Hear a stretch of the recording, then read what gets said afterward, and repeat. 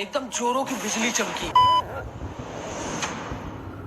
कोई स्पाइडी वो लोग आ रहे हैं ना? हाँ, फोन तो किया था। आज के चैलेंज के लिए मैं सुपर एक्साइटेड हूँ। सर जी मुझे डर लग रहा है यार। अरे कुछ नहीं होगा। आ गया दोस्तों, मैं आ गया। हाँ, और मैं भी आ गया। अरे कैप्टन, तू ये कैंडल्स लेकर क्यों आया है? वो इसलिए क्योंकि आज हम लोग घोस्ट को बुलाने वाले और उससे ढेर सारे क्वेश्चंस पूछेंगे। क्या भूत? नहीं, मैं घर जा रहा हूँ। मैं भी। कोई कहीं नहीं जा रहा है, बैठो सब यहीं चुपचाप। ओए कैप्टन, अगर कोई भी बाहर जाने का ट्राई करे तो गेट पर ताला मार देना। ठीक है भाई। अच्छा ठीक है, नहीं जा रहा हूँ। लेकिन हम लोग उससे क्या क्वेश्चंस पूछेंगे? मैं बताऊं? नहीं, तू रहने दे। अरे बोलने दे। पहली बार डरपोक ने कुछ बोला है। हाँ पे बोल तू, भैंस की सिंह। हाँ, तो हम लोग उससे पूछेंगे कि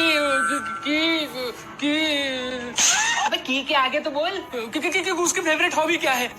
अबे साले, भूत डराते यही तो उनकी हॉबी है। हाँ। ओ अच्छा, तो क्या पूछेंगे? एक काम करते हैं, पहले भूत को बुलाते हैं। हाँ, ये सही है। ये जरूरी है क्या?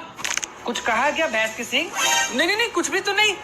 वैसे दोस्तों, हम लोग भूत को बुलाएंगे कैसे? मेरे पास एक मस्त तरीका है जिससे हम लोग भूत को अब भी यही बुला सकते हैं। क्या कैप्टन भाई, क्या तुझे सच में तरीका आता है? हाँ। ओके, सब लोग अपनी अपनी आंखें बंद करो।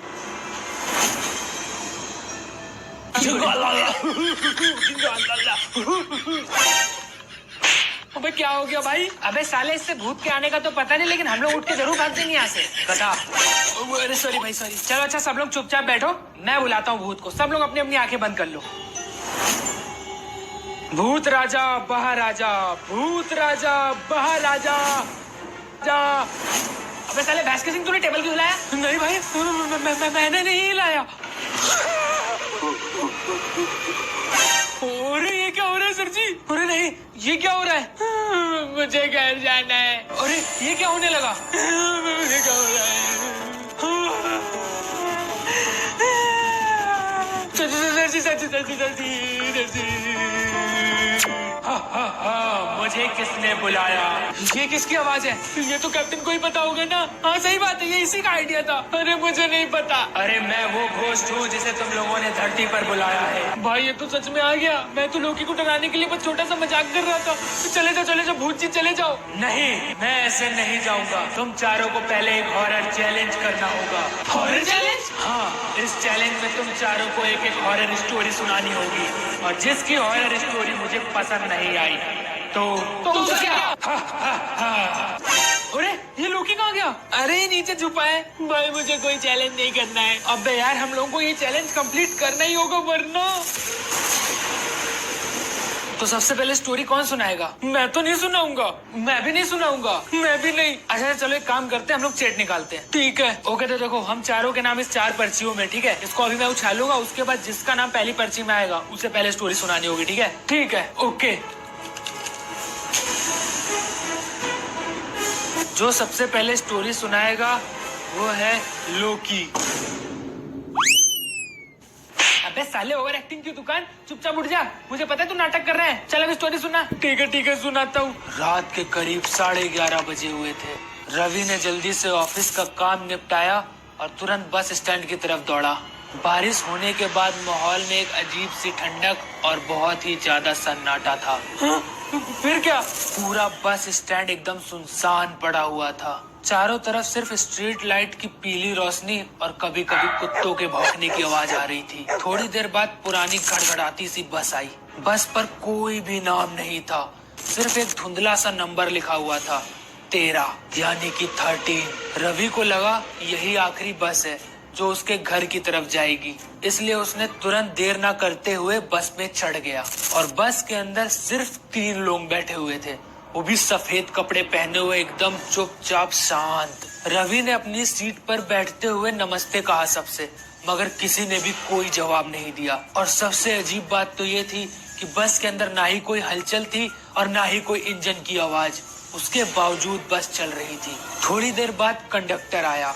उसकी आंखें एकदम अजीब सी सूनी सी थी, चेहरा बहुत ही ज्यादा भयानक और चेहरे पर एक अजीब सी मुस्कान थी।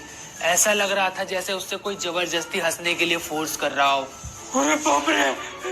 रवि ने अपने घर के एड्रेस की एक टिकट मांगी। कंडक्टर धीरे से झुक करके रवि के कान में बोला कि तुम गलत बस पर चढ़ चुके हो, ये बस उधर जाती है। रवि तुरंत घबरा गया। उसने बोला, कौन सा उधर, किधर? तभी कंडक्टर ने इशारा किया बस के पिछले शीशे की तरफ। तो रवि ने जैसे ही पलटकर पीछे देखा तो पीछे वो तीनों लोग खड़े हुए थे। अब उनकी आंखों की जगह काली काली गहराइयां थी, एकदम अंधेरा, और चेहरे पर एक बहुत ही ज्यादा भयानक मुस्कान। उनमें से एक ने रवि से कहा, अब तुम भी हमारे साथ चलोगे हमेशा के लिए। रवि बहुत तेज चिल्लाया, लेकिन उसकी आवाज बस से बाहर नहीं निकली और अचानक से सब अंधेरा हो गया। और अगली सुबह बस एक सुनसान घाटी में उल्टी पड़ी हुई मिली और अंदर कोई भी नहीं था सिवाय रवि की सीट पर पड़े हुए रवि के एक सिंगल बैग और उसकी टिकट के अलावा, जिस पर लिखा था आखिरी सवारी। बस कर। भूत जी बताइए, आपको मेरी स्टोरी कैसी लगी? एकदम बकवास। मैं क्या करूं? अब अगली पर्ची मैं उठाऊंगा।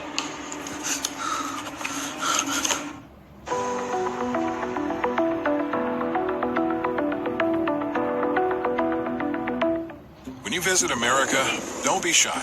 Just say yes. Yes to things you've never. Captain America. अरे मेरा नाम ही क्यों आया पहले? चलो कोई बात नहीं, मैं भी सुनाता हूँ कुछ। दादाजी की कहानी याद है मुझको। देखो, ये कहानी है एक लड़की की जिसका नाम है रीमा। तो वो शहर से छुट्टी लेकर के अपने दादा दादी के गांव आई थी। उनके पास उनका घर जो था ना, वो एक पुरानी हवेली था, जिसे देखते ही ना उसका शरीर थोड़ा सा ठंडा पड़ गया। उस हवेली में बहुत बड़े बड़े जंगले थे, लकड़ियों के बने हुए बहुत बड़े बड़े दरवाजे थे, और तो और दीवारों पर लगे हुए पुरखों की तस्वीरें थी। दादी ने उसको एक खास बात पर बहुत ही ज्यादा ध्यान देने को कहा था। उन्होंने बोला था कि बेटा, ऊपर वाले कॉरिडोर का सबसे आखिरी वाला दरवाजा कभी मत खोलना, चाहे कुछ भी हो जाए। तभी रीमा हंस पड़ी, लेकिन दादी की आंखें एकदम गुस्से से और शायद डर से एकदम भर गई थी। तभी रात को 2 बजे एकदम जोरों की बिजली चमकी, पूरा घर अंधेरे में डूब गया, फैन रुक गया और एक अजीब सी खामोशी छा गई। रीमा ने टॉर्च उठाई और नीचे पानी लेने के लिए जाने लगी, लेकिन तभी उसे रास्ते में एक आवाज सुनाई देने लगी, खट खट खट, जैसे ऊपर वाले कॉरिडोर से एक दरवाजे पर कोई हल्की सी ठक ठक कर रहा हो। अब रीमा को एकदम जानने की उत्सुकता होने लगी, इसलिए वो तुरंत भागकर ऊपर गई और वही दरवाजा जो हमेशा बंद रहता था, वो थोड़ा सा खुला था। दरवाजे के नीचे से ठंडी हवा आ रही थी। रीमा ने धीरे से दरवाजा खोला। कमरे के अंदर बहुत ही ज्यादा अंधेरा था, लेकिन बीच में एक कुर्सी रखी हुई थी। कुर्सी पर एक औरत बैठी हुई थी, जिसका चेहरा थोड़ा धुंधला था, लेकिन उसकी आंखों से अंधेरा टपक रहा था।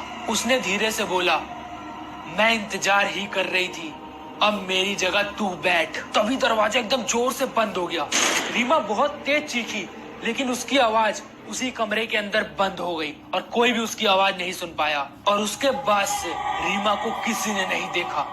अब दादी रोज उस दरवाजे के बाहर एक दिया जलाती हैं और अब उस कमरे से एक नहीं दो आवाजें आती हैं, एक पुरानी और एक नई। और दादी को आज तक पता नहीं चला कि वो आवाज किसकी है।